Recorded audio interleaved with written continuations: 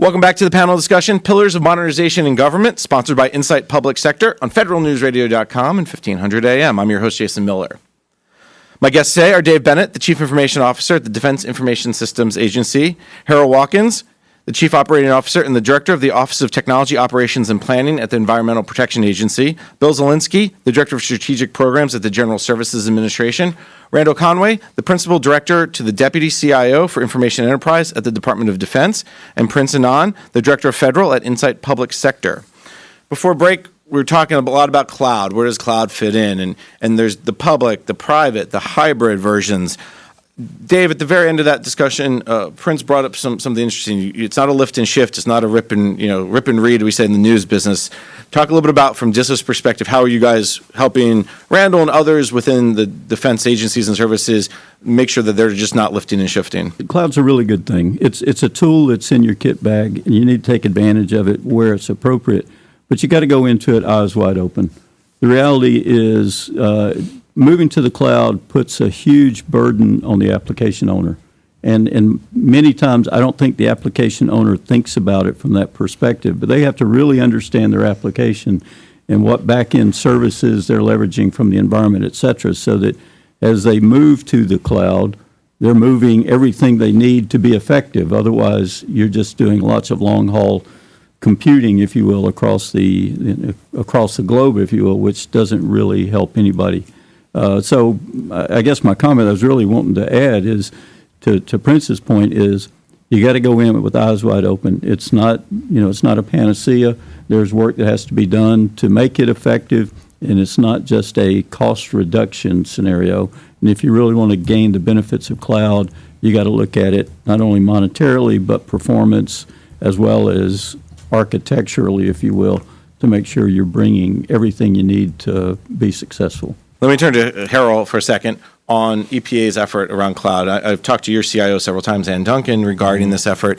Picking up where Dave left off regarding this idea of not lift and shift, really look at architecture, look at performance. How are you guys kind of integrating all that just into the discussion? Certainly, a lot of our internal applications and legacy applications, we're not looking at moving those to the cloud. A lot of where we see our opportunities is in the new development areas and starting using agile methods and modular design and user-centered design for a lot of those applications and doing a lot of those in the cloud. So that's been our primary focus, moving forward with that. And coming with that, when you talk about, you think about things like cybersecurity is a big thing these days, and it will be probably forever into the future. A lot of things we're doing there is not to look at cybersecurity in a silo, right? When you're talking about building new applications, when you're talking about being agile, we're also looking at weaving in cybersecurity and providing that as a service to our customers. So they don't have to look at that as a separate activity, but it's intertwined as you go about developing these new modular applications. And that kind of fits in what Bill was saying. Let's go down the path of cyber. I know it's a big topic. We could spend the whole time with it. But Bill, as GSA is putting together these vehicles, as GSA is putting together these offerings to agencies, cyber, again, we're going to say it. I tweeted this the other day, if I had a nickel for every time someone said this, but instead of bolt it on, we're going to build it in, right? Bake it in. Talk a little bit about what GSA is doing. So absolutely, Jason. If you take a look at this IT Modernization Fund, and again, the background on this is looking to say, how do we really not just modernize what we have out there, but ensure that whatever that next stack looks like, no matter what that next iteration is that it has security and other aspects baked into it. If you take a look at the provisions of the IT Modernization Fund, there's actually a piece not just where GSA is putting together buying vehicles, but they're also putting together or accumulating knowledge and information. So as everybody is on this kind of journey towards modernization, the idea here is that they're not out there wholly and fully on their own, kind of doing this on their own, but there's this opportunity for us at GSA to really play this role to kind of glue all these things together to make those connections. Think about it when you go onto one of these buying sites and it says, those who bought these things also bought these things. Well, we're the folks who know and understand what other agencies are doing in and around kind of the modernization arena. And so part of our role here is kind of putting agencies at the center of this, as we implement category management principles, and saying that we are really going to make sure that we are that connective tissue in between agencies, and then also make sure that those buying vehicles are the things that reflect, if there is that set of requirements, that things that could be baked into the environment, into the infrastructure, rather than at every application level having to put those things in there, that we are giving people the services, the goods that they need to be able to do that more readily, much more cost effectively, and much more readily, with much more speed. And Prince, in many ways, what Bill's talking about is baking it in, making cybersecurity just, I want to call it an afterthought, but not in a negative way, where it's just assumed. That also plays into the user's needs. Bill's like, don't use afterthought. Jason, if I could, I'd say in fact, it's kind of the opposite of the afterthought. Rather than saying I'm going to purchase my goods and services, I'm going to purchase cloud, and then after that I'm going to figure out how I'm going to make it secure. It's the opposite of that. Is that there's some level of assurity that those things that are being consumed are secure by their very nature, and only if somebody has specific or specialized needs do they have to consider what goes above and beyond that. And it's almost like when you buy something to plug into your electricity, to get electricity into your wall, you don't think, well, is that the right voltage? Yeah. Unless if you're going to Europe, and that's a different discussion. Prince, jump in. I think even application providers are now developing their applications. It used to be based on a desktop platform, but I think most application developers are developing these applications based on a mobile platform, right? So it automatically forces them even to think about the security aspect. And this is why you see some of the new operating systems, such as Windows 10, have security factor baked in, not just on the software side of things, but it also leverages some of the improvements we made on the hardware side. It is almost a two stack, and down to the level of you dictating what applications can really go back to that data, right? So kind of preventing that rogue application from getting in and getting to that data. So just from the standpoint of them building the applications from mobile on back is driving that huge improvement in the security aspect. Randall, you want to jump in on this? No, I think he's spot on. I would just to concur with everything he said there. I think that the way we're headed now with a lot of these things is that the modernization and how we go about it is it's not going to stop, right? I mean, there's more and more. We're not going back to client server? I don't think so. I loved it. And there's more creative ways of doing everything. You know, every time you turn around, somebody comes up with another way of doing something. You say, oh, my goodness, why couldn't I get that? But then you got to say, wait a minute, I can't always be chasing technology, though. I got to stop somewhere and say, hey, I can't have the latest, greatest thing. I've got to have, well, this is going to have to be good enough. And so, but yeah, I think getting the security in place is huge for us, and the amount of money we're spending in DoD within cyber and cyber defense. Cyber defense is our number one thing that we work on, right? How to defend our networks. And what do we do to defend our networks? And how much money are we willing to spend to defend our networks? When do we say we can't spend any more? Well, you could get to a point where you can't use your network. Right. You know, I mean, you think about the endpoint guy. I mean, how many you got continuous monitoring, for crying out loud? Anybody ever use continuous monitoring on their computer in a network? Oh my God, you're entering in your PIN 80 times a day, you know, just to make sure that that's you on the other end of the terminal. So it gets to a point where you have to be, how much security can you really afford, and how much security is enough? So we do spend a lot of time on it. Cyber is huge for us, and cyber defense is, I would say, is probably our number one thing that we're always working towards. Dave, from your perspective, just to follow up on what Randall was talking about, how much security is enough? How much can you afford? Two important but really competing paths in some ways, because as Randall said, you don't want to have to enter your cat card in every 5 minutes to, hey, it's still me, it's still me. How do you guys find that balance? Painfully. And I don't know that we find it. It's a journey. There's no destination here, because you're always going to be doing it. In one of my pitches I gave not too long ago, I made the point that we can't assume cyber anymore. We can't assume that somebody else is taking care of this piece of the puzzle, because the reality is no application or piece of the environment is a standalone capability. Everything is so intertwined that you really have to think about cyber from an ecosystem perspective, understanding that the network's going to provide you a certain amount of protection. Your applications have to provide a certain amount of protection. Your personal identity has to be in there. But the point is, as you're developing capability or providing services, you really need to understand the totality of the environment that you're going to operate in and understand where your risks are as best as you can, and make management decisions about where you're going to accept risk, where you're not going to accept risk. And where you feel you can't accept risk, that's where you're going to end up pushing your money, your time, your expertise, is to say, I can't cover everything that's out there, so I'm going to focus on this piece of the pie because it's 80% of my risk factor, or it's where I feel we're most vulnerable, or here are my keys to the kingdom. And so you just have to make those risk-based decisions knowing that you're not going to be able to cover everything. It's just the reality of. And it also comes back to the user's needs. And I think, Harrell, you mentioned a couple of times about the user-centered design, the idea of working with state and local agencies and governments saying, okay, how much risk can we accept? Give me a sense of where we're heading with this IT modernization effort. We know if OMB has their way, there's $3.1 billion that you could reach into and maybe get a little.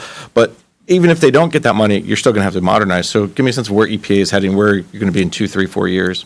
Well, sir, I'll go back to what I mentioned earlier in the segment about reducing cost. Certainly, particularly for the EPA, the budget's not growing.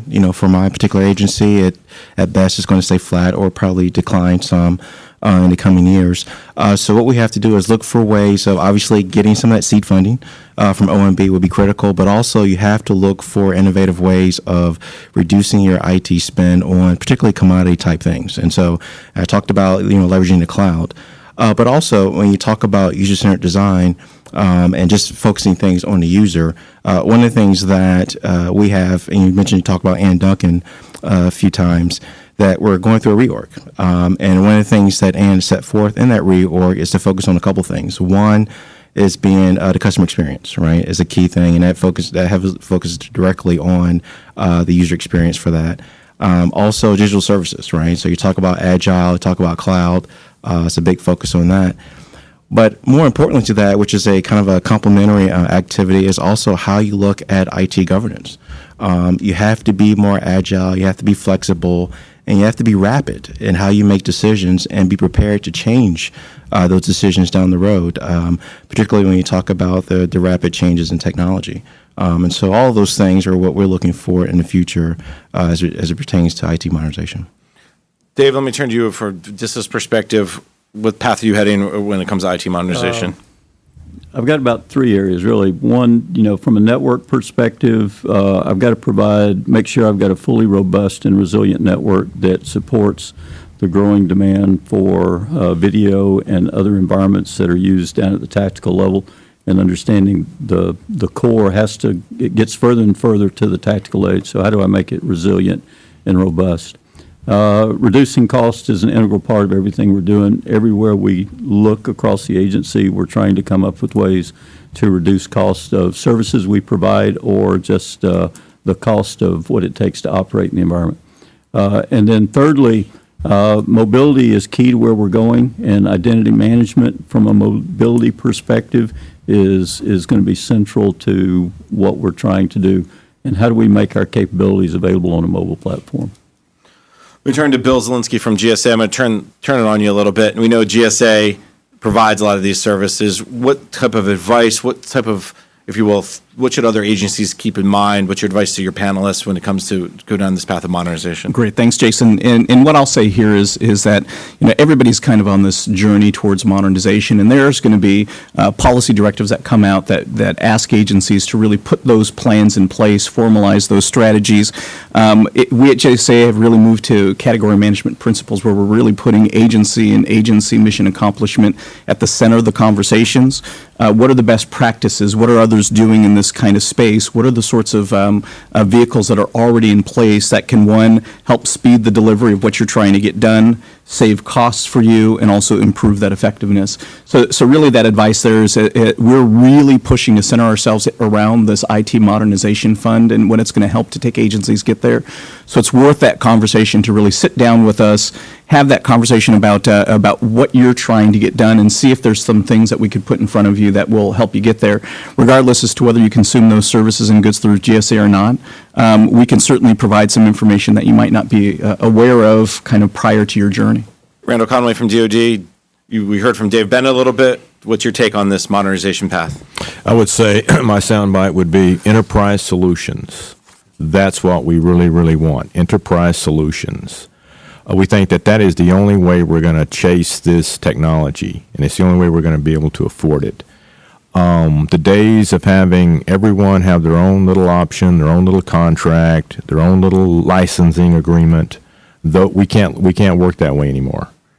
And so whatever we can do to get ourselves to be more enterprise capable, the better off we're going to be. And that's what Mr. Halverson's pushing. That's what we've been doing here in the CIO for quite some time. We get a lot of resistance, okay, as you can imagine. DOD's big. But a lot of the CIO types in the department understand the problem. And so they are on board with us. It's just trying to work that, navigate that bureaucracy and try to work that. But it's really, the soundbite is the enterprise solutions. All right. Prince Anand from Insight Public Sector, you get the last word. In terms of what Dave spoke about, cost saving, sometimes saving those costs means you have to spend the money to figure out how to save that cost. And Randall touched upon the licensing agreement, everybody doing their own procurement. So we do see that across several agencies where there are several redundant products running within the same environment. Now, as we migrate towards either cloud or towards the new operating system, I think this is a good time for agencies to look at and take inventory of what is on everybody's PCs and computer, and then figure out which ones are redundant, which ones aren't, which ones are needed. Right? In some cases, it's just easier, to build an image and deploy it across 10,000 computers. So, you take that one piece of software that 50% of the population may need, 50% may not. That leads to extra costs then it's a recurring cost that you keep paying. So I think this is a good time to look at all of that infrastructure, look at your applications, because you have to do that anyways, because all of those have to eventually migrate to a newer version of OS, and I think that's where you'll recognize huge cost savings. All right, very good. All good points. Unfortunately, that's all the time we have for today. You've been listening to the panel discussion, Pillars of Modernization in Government, sponsored by Insight Public Sector on federalnewsradio.com and 1500 AM. I'm your host, Jason Miller. I'd like to thank our guests today for this great conversation. Dave Bennett, the Chief Information Officer at the Defense Information Systems Agency. Harrell Watkins, the Chief Operating Officer and the Director of the Office of Technology Operations and Planning at the Environmental Protection Agency. Bill Zielinski, the Director of Strategic Programs at the General Services Administration. Randall Conway, the Principal Director to the Deputy CIO for Information Enterprise for the Department of Defense, and Prince Anand, the Director of Federal at Insight Public Sector. For more on this discussion, visit federalnewsradio.com and search Insight Public Sector. On behalf of Insight Public Sector, thank you for joining us. A link to archive session will be sent to you shortly. If you requested a training certificate, you will also receive an email with download instructions after the webinar. This concludes our discussion. Thank you.